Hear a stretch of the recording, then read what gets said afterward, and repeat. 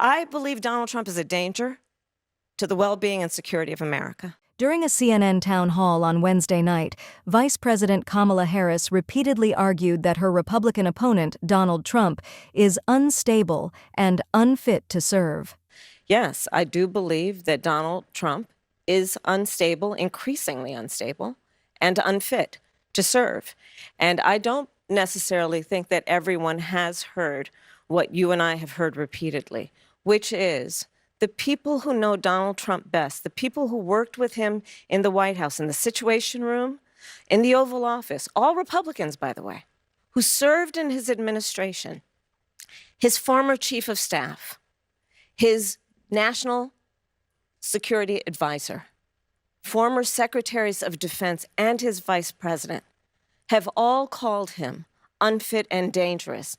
The Democratic nominee's central message in the closing weeks of the 2024 presidential race is to warn Americans, especially undecided independents and moderate Republicans, that Trump poses a threat to the nation's core values.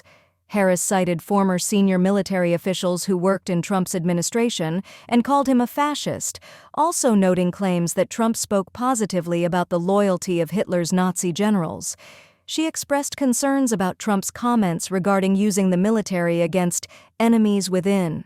You can look at a Donald Trump in the White House after January 20th, sitting in that Oval Office, plotting his revenge. He has talked about the enemies within. We haven't even raised that subject, Anderson. The enemies within. He's talking about the American people. He's talking about journalists, judges, nonpartisan election officials. He has talked about, as John Kelly has talked about, can he send the military after peaceful protesters? And he's going to sit there unstable, unhinged, plotting his revenge, plotting his retribution, creating an enemies list. Harris emphasized the remarks of former Trump aides and military leaders to the town hall audience and those watching from home, rather than focusing solely on her own policy plans. When asked if she considered Trump a fascist, Harris responded, "Yes, I do." You've quoted General Milley calling Donald Trump a fascist. You yourself have not used that word to describe him. Let me ask you tonight, do you think Donald Trump is a fascist? Yes, I do. Yes, I do. And I also believe that the people who know him best on this subject should be trusted. Again, look at their careers. These are not people, with the exception, I think, of only Mike Pence. These were not politicians. These are career people who have served in the highest roles in national security, who have served as generals in our military, who are highly respected. Talking about the person who would be commander-in-chief, not to mention what we know and what they've told us about how he talks about the military, servicemen and women, referring to them as suckers and losers, how he demeans people who have taken an oath to sacrifice their life. She pointed to senior military leaders like former chairman of the Joint Chiefs of Staff, General Mark Milley, and Trump's former White House chief of staff, retired Marine General John Kelly, who have called Trump a fascist. "I believe that those who know him best on this issue should be trusted."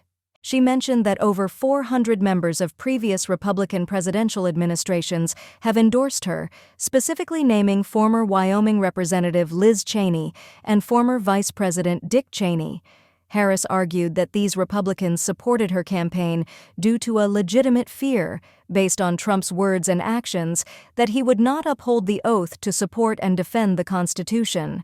Harris has often been asked how she would differentiate herself from Biden's policies, and she seemed more comfortable addressing that on Wednesday night. Part of this is why, even just this week, I traveled this state and others with Liz Cheney, former Congress member who was a very high-ranking Republican. She has endorsed me. Her father, the former Vice President of the United States, Dick Cheney, is voting for me. Over 400 previous members of the administration, from Ronald Reagan to both Presidents Bush to Donald Trump, even have endorsed my candidacy. And the reason why among them is a legitimate fear based on Donald Trump's words and actions that he will not obey an oath to support and defend the Constitution of the United States. He himself has said he would terminate the Constitution of the United States and wants to earn your vote to stand again behind the seal of the President of the United States? She claimed that her administration would not be a continuance of the Biden administration and emphasized that she brings her own ideas and experiences to the table. Harris described herself as representing a new generation of leadership and stressed the need for innovative approaches to a range of issues. After discussing key policy initiatives like Medicare covering home health care for older adults, she reiterated the importance of a new approach. For example, the issue of Medicare. My point has always been that access to health care should not just be a privilege of those who can afford it. It should be a right for all people. So that is why I have worked on doing what we have done to, one, allow Medicare to negotiate against the big pharmaceutical companies to bring down the cost of prescription medication. We've achieved that in terms of capping the cost of insulin for seniors at $35 a month, capping the cost of annual prescriptions at $2,000 a year for seniors. But my plan moving forward, based on that very principle that I've always had, is as president, to have that cap be for everyone and not just for our seniors. I bring a whole set of different experiences to this role, she said. When Anderson Cooper pressed Harris about why she has not been more assertive in promoting her ideas as vice president, Harris provided few details but emphasized her belief that more work remains to be done. She emphasized the importance of a comprehensive bipartisan bill to address border security. Harris contrasted this with Trump's record on border security, mocking his unfulfilled promise to build a border wall and have Mexico pay for it. One of Harris's significant challenges has been finding a balance between supporting Israel's war in Gaza and addressing the humanitarian crisis caused by Palestinian civilian deaths. She addressed a question from an undecided voter about what she would do to ensure U.S. tax dollars no longer funded bombs leading to Palestinian deaths. Madam Vice President, Good evening. my question is, as president, what would you do to ensure not another Palestinian dies due to bombs being funded by U.S. tax dollars?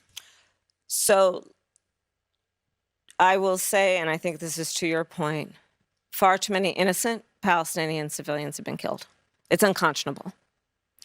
And we are now at a place where with Sinwar's death, I do believe we have an opportunity to end this war, bring the hostages home, bring relief to the Palestinian people, and work toward a two-state solution where Israel and the Palestinians in equal measure have security, where the Palestinian people have dignity, self-determination, and the safety that they so rightly deserve.